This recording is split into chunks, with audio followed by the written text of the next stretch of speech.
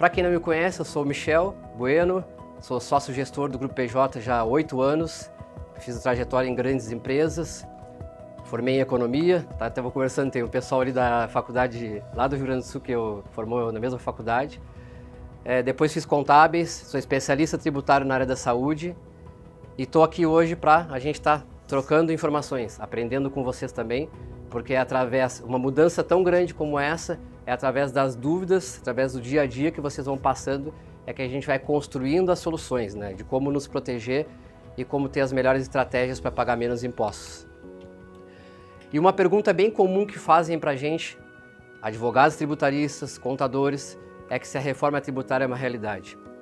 Nós estamos pré-eleição aí, daqui a um ano tem eleição, muitos ainda acreditam que a reforma tributária ela não vai acontecer, nos questionam, Michel, mas vai trocar o governo, não vai trocar o governo, a reforma tributária não vai andar.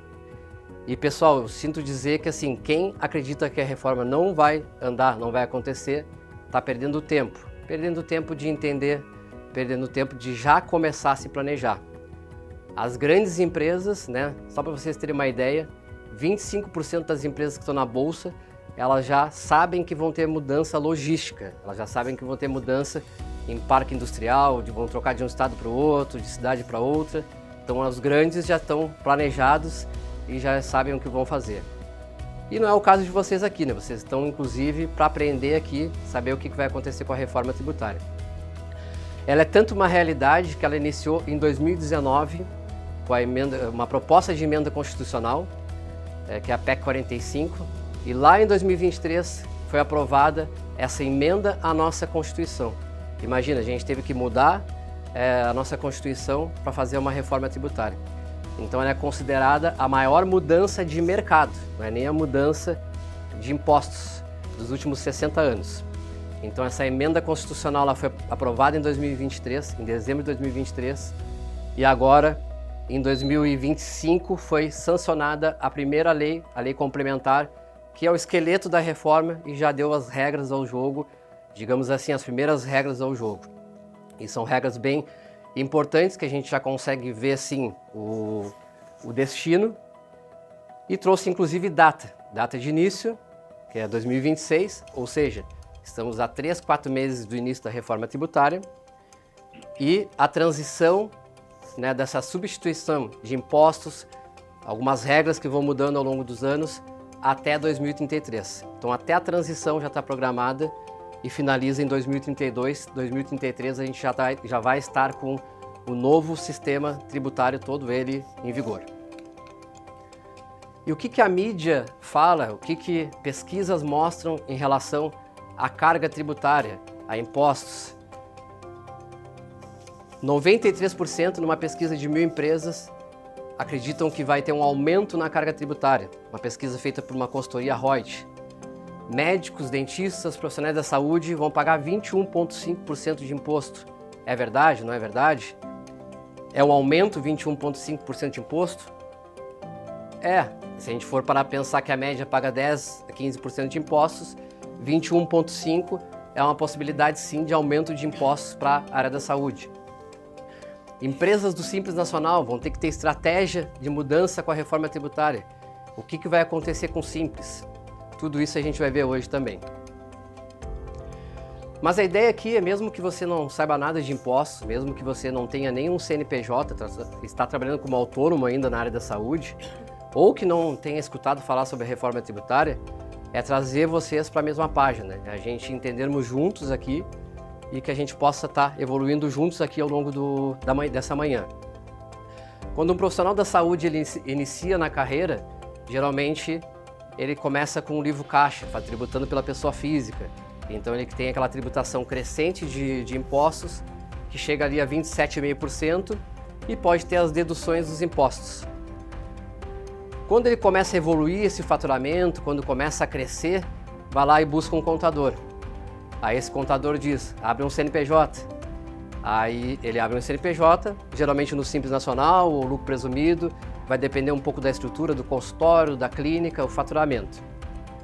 Aí, começando pelo Simples Nacional, vai ter a tributação sobre o faturamento, ele vai ter uma tributação mais alta no anexo 5, que é 15,5% para iniciar, ou se ele consegue ficar no anexo 3, tem uma tributação ali em torno de 6 a 8%, mas depende do custo da folha de pagamento, né? Se eu tenho um custo de folha de pagamento mais alto, eu consigo ter uma tributação menor no Simples Nacional. Acontece que nem todo mundo que cresce o faturamento consegue fazer com que o Simples fique um regime tributário eficiente, barato, porque as clínicas vão crescendo e a folha de pagamento não vai crescendo na mesma proporção. Aí o Simples Nacional se torna caro. E esse mesmo contador fala para a empresa, troca para o lucro presumido. Aí o lucro presumido, vai lá a doutora Letícia e diz, tem algumas reduções tributárias aqui, como equiparação hospitalar, como ISS fixo. Alguns de vocês já até escutaram essas nomenclaturas, mas são estratégias para reduzir a carga tributária dentro do lucro presumido. E esses dois regimes tributários, o Simples e o lucro presumido, eles são muito aderentes para a área da saúde. Já o lucro real é para empresas maiores, para hospitais, para rede de clínicas, ou empresas que têm a margem de lucro mais baixinha. Acaba que não é tão comum para o público que a gente tem aqui hoje, tem poucas empresas que estão no lucro real. Então a gente vai se concentrar mais no lucro presumido e no Simples Nacional. Qual o impacto, quais são as mudanças que tem nesses regimes tributários. Mas para começar, eu acho que assim, a gente recebe essas guias de Simples Nacional, recebemos essas guias do lucro presumido e muitas vezes a gente não sabe nem o que está pagando. Eu digo que quando eu iniciei na carreira tributária também, eu não entendia, né? Não entendia a quantidade de nomenclaturas, um monte de impostos, ICMS, ISS, PIS, COFINS, uma confusão, né? A gente só recebe aquela guia do contador e torce para que esteja certo para poder pagar as guias. Mas essa divisão eu acho interessante aqui para a gente começar a entender. Nós temos os impostos indiretos, que são os impostos do consumo, que é o ICMS. Para a clínica não tem, porque a gente não vende, não é comércio, né? Mas o ISS da prefeitura nós temos, a PIS e a COFINS. O ISS da prefeitura, a PIS e a COFINS são federais, tá? Então esses aqui são chamados os impostos indiretos do consumo. Nós também temos os impostos diretos, que é sobre a renda e nosso patrimônio. Pode ficar à vontade. Sobre a renda e nosso patrimônio, esse sim, a gente está mais preocupado. Por quê? Porque incide no IPVA, no IPTU, né? Um monte de impostos e a gente sente a dor de pagar ali todo ano esses impostos porque é direto na nossa renda ou no nosso patrimônio. E o que acontece? Esses aqui eu chamo que é quase como um câncer, eles são silenciosos. A gente paga, a gente está doutrinado a pagar, mas muitas vezes a gente não vê esses impostos. Nós pagamos na nossa pessoa física, a gente paga na nossa clínica, no nosso consultório e não sabe nem quanto é. Por isso que o Brasil é considerado que tem uma das maiores cargas tributárias do mundo. Não é só sobre o imposto da renda que vocês pagam. Nós pagamos em tudo que a gente consome, na pessoa física e pessoa jurídica. Hoje nós vamos nos concentrarmos mais no imposto sobre o consumo, que já é bastante coisa aqui. A doutora Letícia e o Gustavo, eles vão entrar na renda e patrimônio, mas como uma estratégia de redução total da carga tributária. Mas a reforma tributária que passou, que já está aprovada, é a reforma tributária nesse aqui, nos impostos sobre o consumo. E vejam como eles são altos no Brasil, só para vocês terem uma média de impostos que a gente paga sobre o nosso consumo. 40% no celular, no eletrônico, 48% na energia elétrica. Compare com outros países. Estados Unidos, a média é de 7%. Portugal, União Europeia, 20%, 25%. Por isso também que é tão caro a gente comprar eletrônicos no Brasil, contratar um serviço no Brasil, comparado com outros países. O Brasil é um país que tributa muito o consumo. Outros países tributam mais a renda. Então, nós pagamos um imposto muito alto e a gente não vê. Parem e pensem, alguma vez na vida de vocês fizeram as contas de tudo que vocês compraram no mês? Mercado, academia, tudo que eu contratei, e somaram os impostos que estavam na nota fiscal? Eu duvido, eu nunca fiz. Mas esse imposto ele é muito alto. E a reforma tributária, ela vem então trazer uma unificação, uma mudança, uma simplificação nos impostos sobre o consumo. Então, ela não vem para reduzir alíquotas, né? Os nossos estados, Os municípios e a federação, eles precisam arrecadar. Essa reforma ela não pensa em trazer uma redução de alíquota, mas ela vem trazer uma simplificação e trazendo uma unificação de impostos, reduzindo burocracia. Essa é a promessa e essa é a tendência que aconteça. E traz a figura e concentra no imposto sobre o valor agregado, que é o IVA, que hoje nós temos, mas ela é baseada em alguns princípios e objetivos. Quais são eles? De entrar na OCDE, que é uma organização de comércio e desenvolvimento internacional. É bom para o Brasil entrar na OCDE, porque o nosso sistema tributário ele fica mais parecido com o sistema internacional. Isso faz com que o investidor internacional nos veja com mais clareza. Se nem nós entendemos o nosso sistema tributário, imagina para quem está de fora.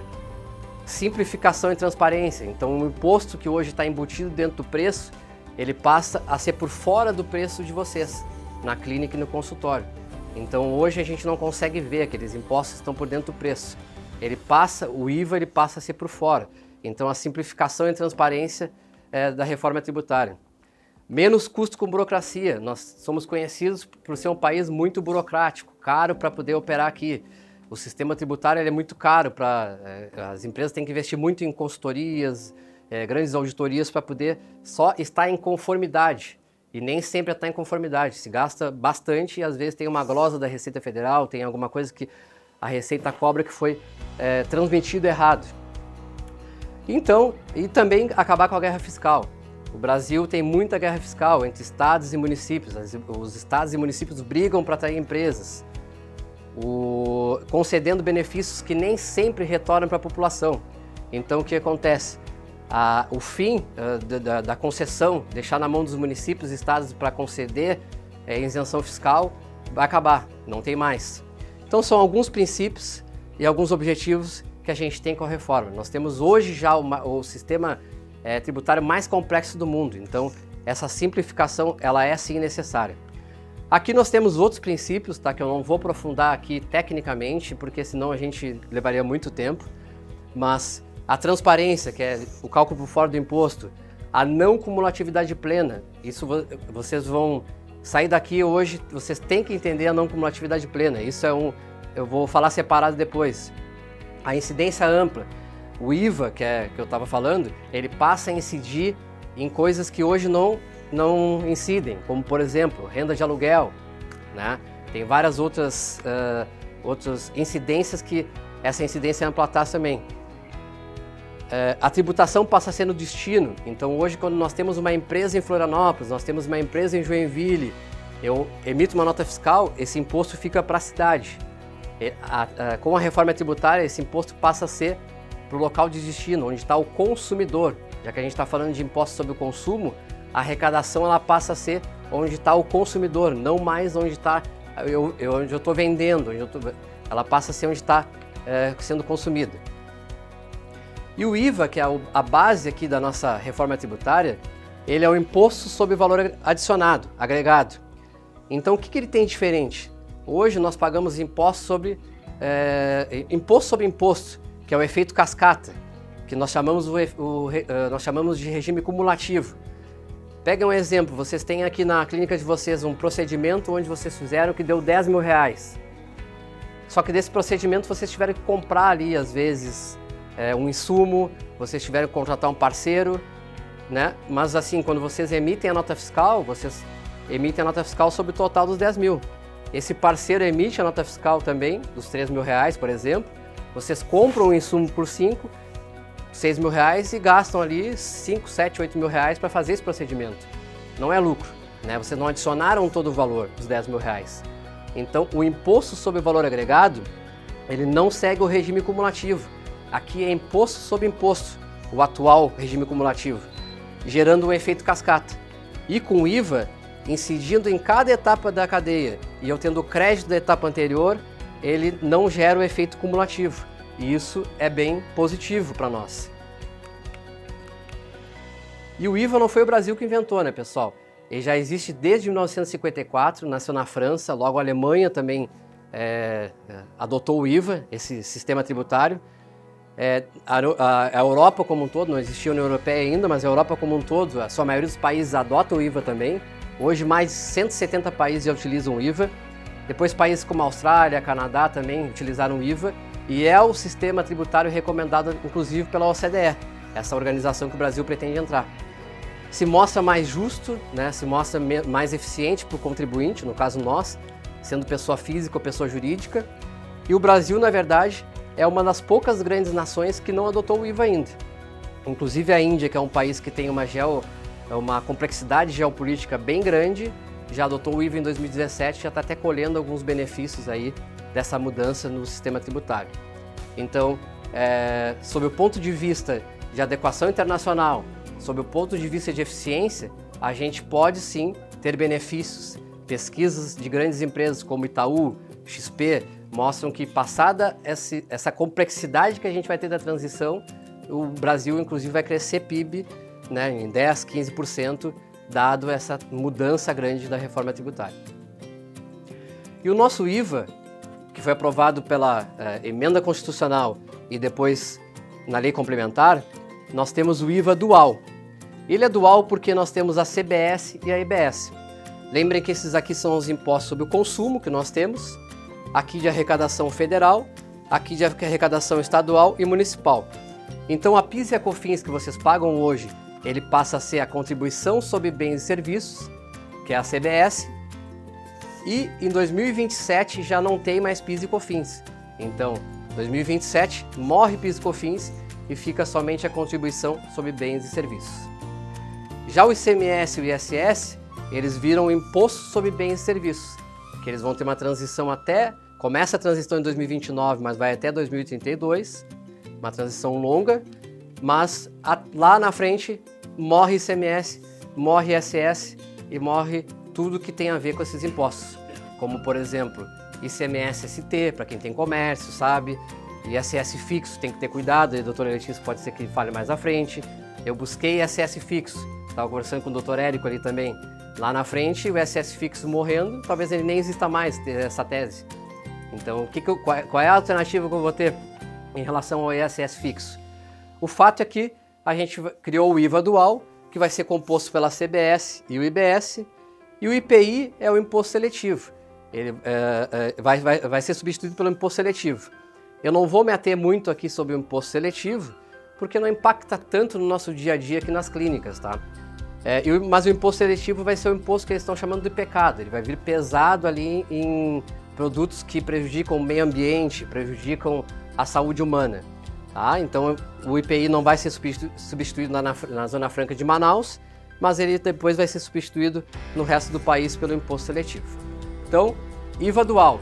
Esse aqui é o nosso novo amigo que a gente vai conviver daqui para frente para sempre, né?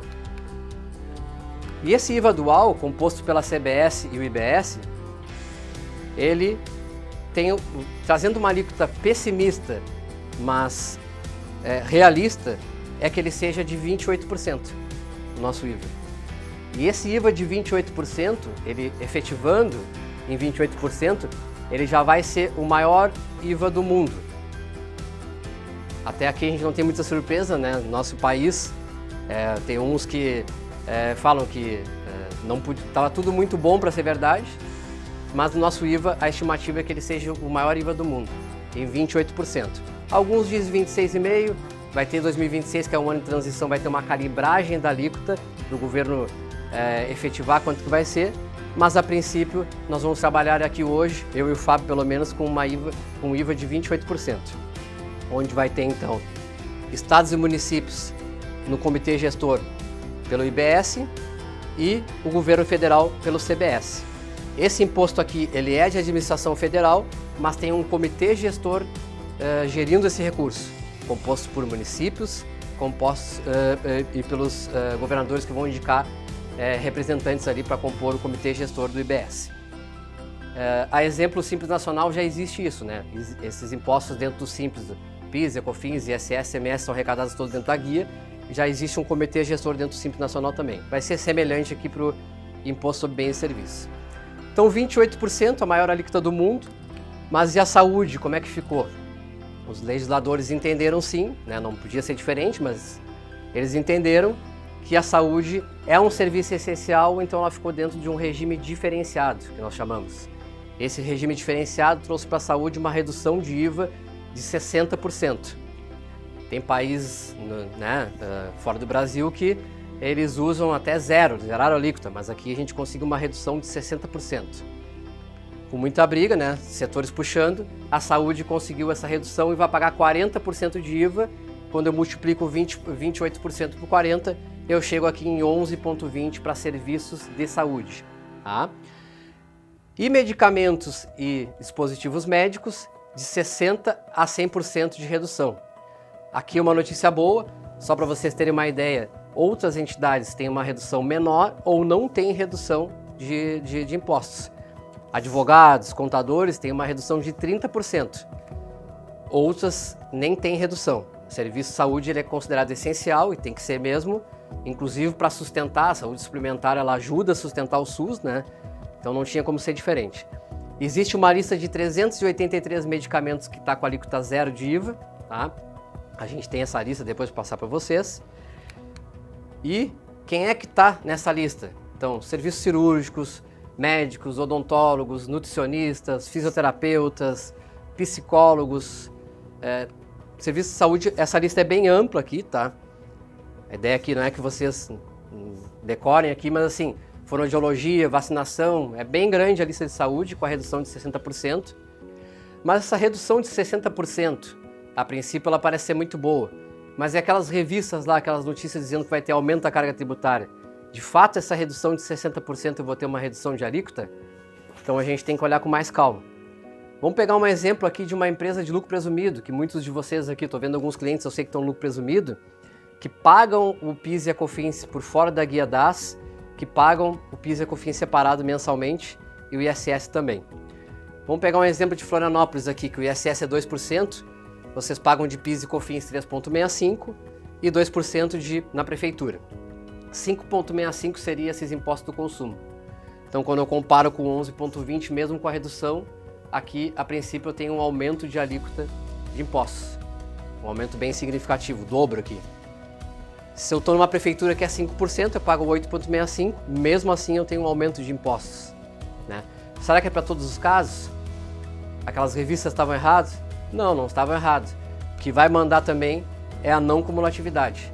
Então, eu quero muito que vocês saiam daqui, quem não entendeu ainda, quem não entende ainda, sabendo o que é não cumulatividade. Esse aqui é um dos conceitos da reforma que vai mudar o jogo para pagar menos impostos.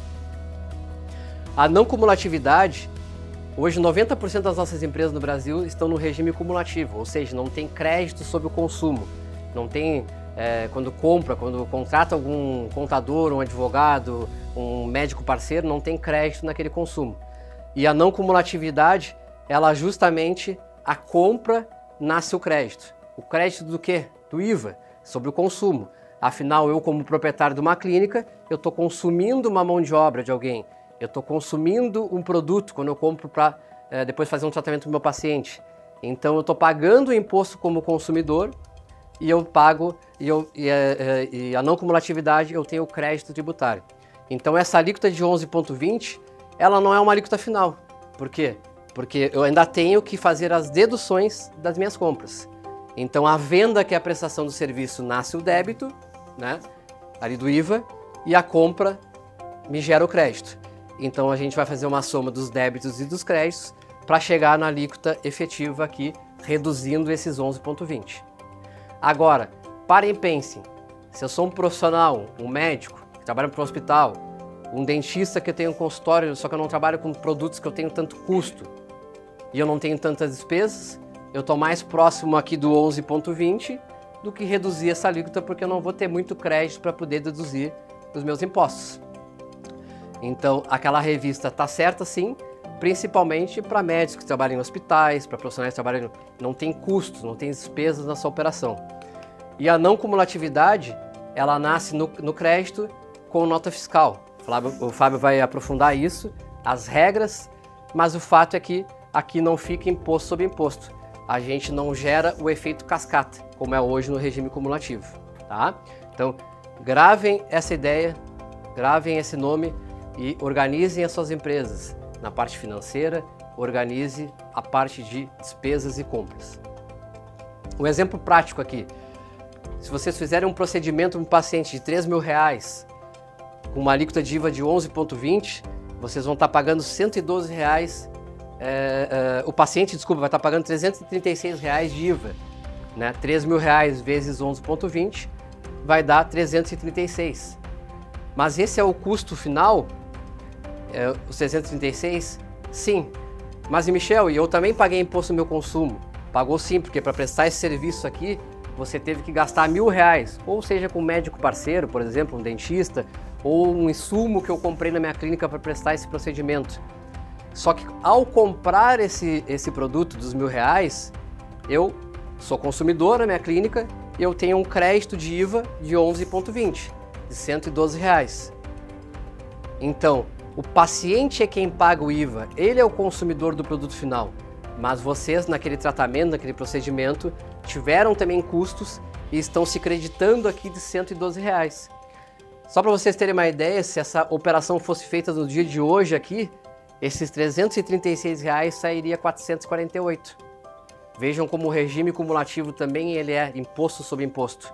E aqui o custo efetivo que o paciente teve foi de 336. A operação de R$3.000 teve um imposto efetivo de 11,20.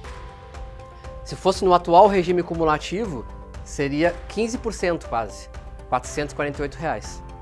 E o que evitou foi a não cumulatividade. O crédito que a empresa tomou naqueles R$1.000 dos R$112.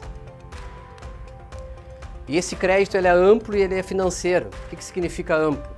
Hoje as empresas que já se creditam, que não é o caso de vocês aqui, mas empresas de lucro real, empresas maiores, elas já estão no regime não cumulativo. Elas já têm essa sistemática de creditamento. Tá? Nós aqui não, mas muitos de nós vão poder optar por essa opção. Então eu vou falar mais à frente. E esse crédito amplo, o que é um positivo aqui com a reforma tributária? Que eu possa poder tomar crédito de tudo que sustenta a minha operação. Então, diversas despesas que eu tenho, diversas coisas que eu consumo para manter minha operação, eu vou poder ter crédito de forma ampla. E hoje é bem restrito, até mesmo para empresas grandes, tomar esse crédito. Dá muita briga judicial e muita confusão do que eu posso utilizar. Isso a reforma tributária veio de positivo e simplificou. Ou seja, tudo que eu pago, eu posso tomar crédito tributário. Então, crédito amplo. E esse crédito ele é financeiro. Financeiro porque mesmo as empresas grandes, as contabilidades, geram um crédito hoje que é escritural, que é documental ali, nem vem o dinheiro na conta, é só débito e crédito na contabilidade, aí faz a soma ali e vê quanto que paga a alíquota, né, da diferença. E o governo promete em devolver esse crédito, o Estado brasileiro promete devolver esse crédito via Pix, via dinheiro, na conta das empresas, em até 60 dias. Vai acontecer? Tem muita coisa para regulamentar ainda, tá? Mas a utopia lá, a ideia final é que esse crédito chegue até em 3 dias para as empresas, né? Tem um arranjo de pagamentos aí que está sendo construído com bancos, cartões, que esse crédito vai voltar no caixa das empresas em até 60 dias. Tem que sair algumas regulamentações, tá? Mas hoje não é em dinheiro, por isso financeiro também.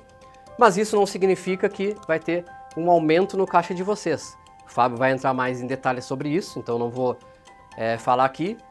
Mas esse crédito financeiro, que bom, vai chegar dinheiro na empresa, mas não quer dizer que vai trazer mais fluxo de caixa. Em alguns casos, pelo contrário, pode até ter uma diminuição no fluxo de caixa e ele vai explicar os motivos. Então, alguns exemplos aqui, pessoal, de créditos que a gente já tem hoje no nosso consumo, de despesas que a gente já tem no nosso consumo hoje, só que a gente não tem crédito.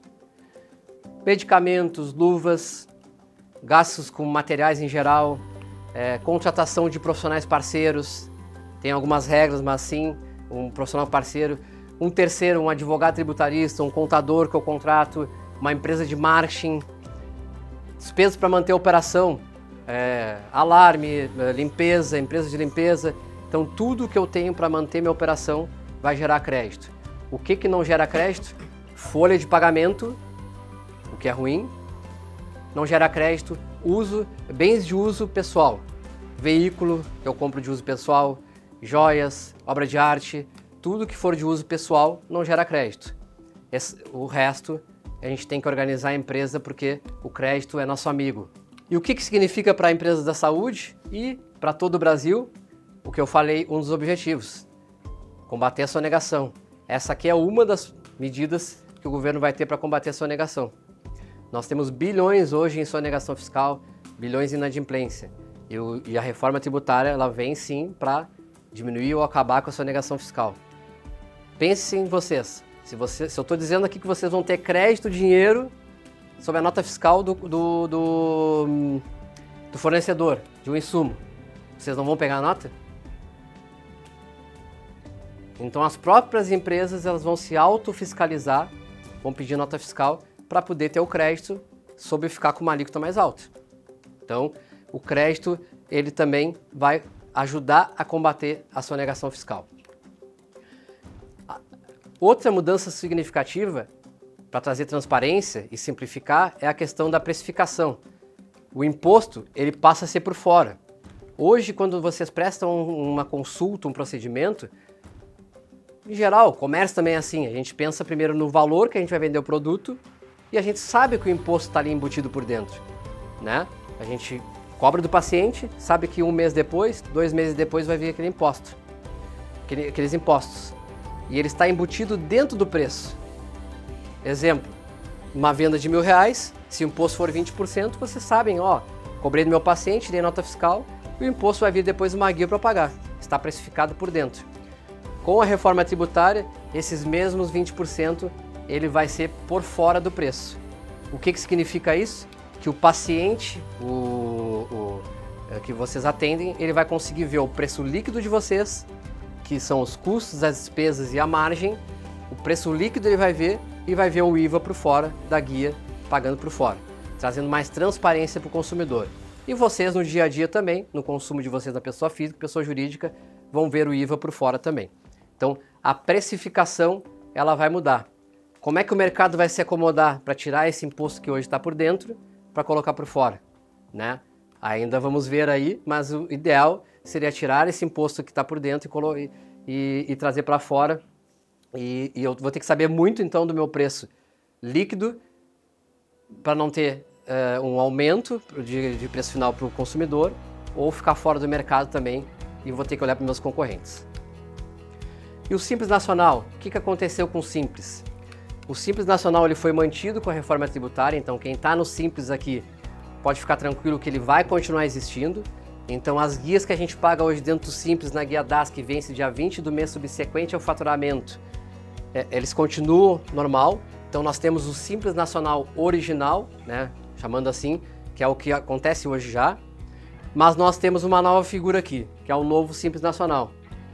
Simples Nacional regular, outros chamam Simples Nacional híbrido. E qual é a diferença dele, desse Simples Nacional regular? Eu diria que são duas principais. A primeira delas é três diferenças.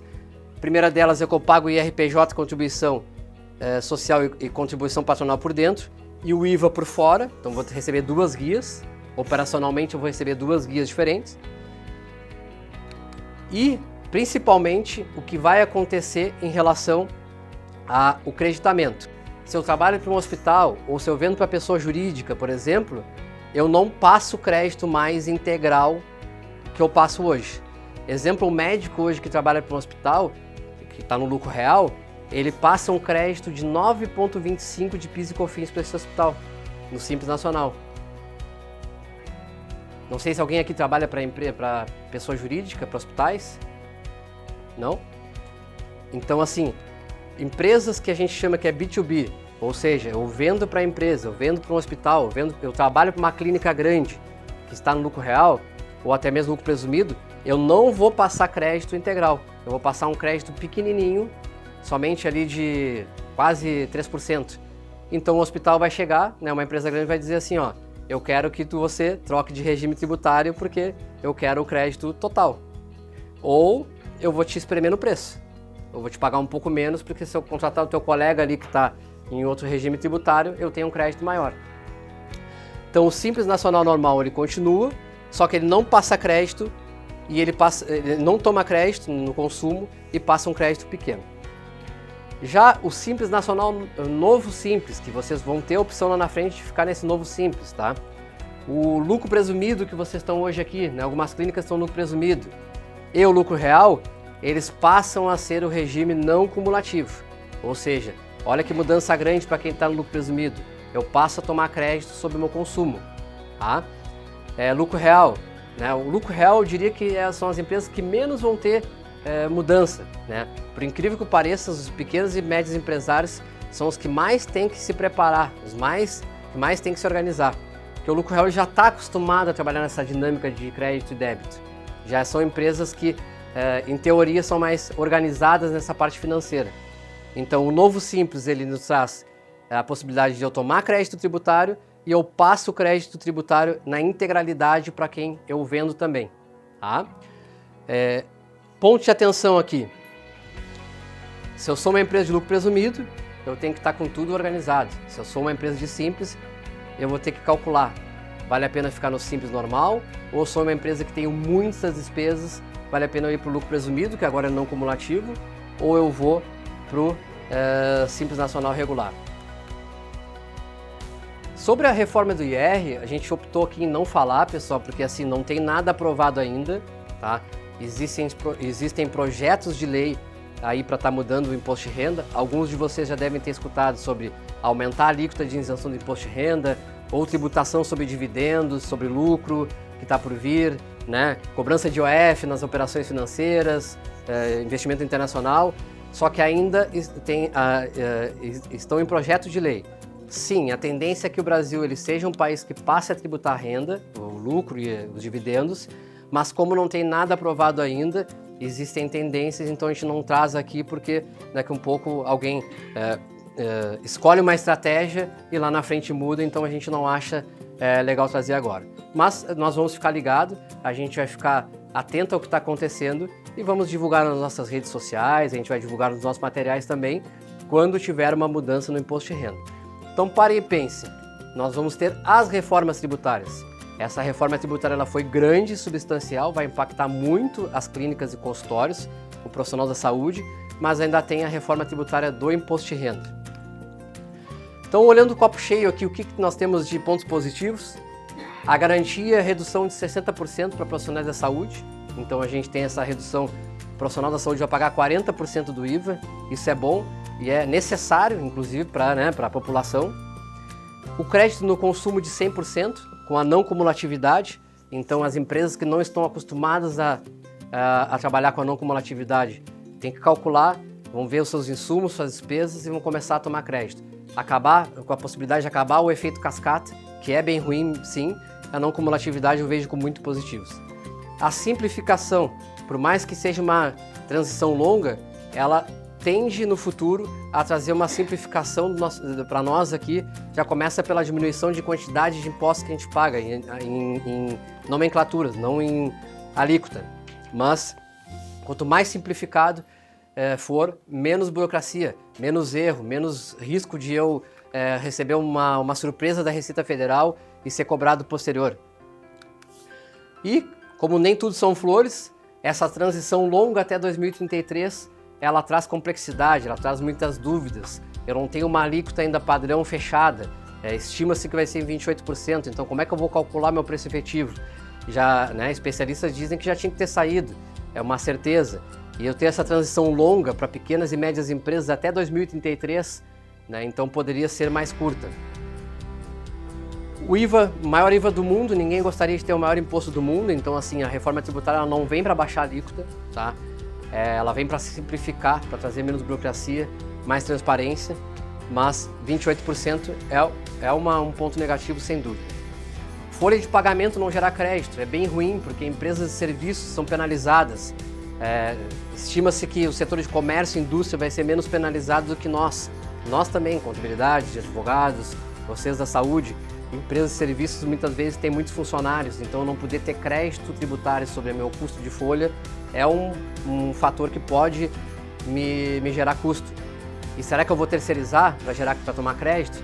Se agora eu contrato um terceiro e eu tenho crédito, será que não vai ter uma tendência de terceirização? Aí vocês vão ter que ver de quem vocês vão estar contratando, qual é o regime tributário desse prestador de serviço. Ele pode me gerar crédito ou pode não me gerar crédito. Se for funcionário, não gera crédito. O que pode acontecer daqui para frente?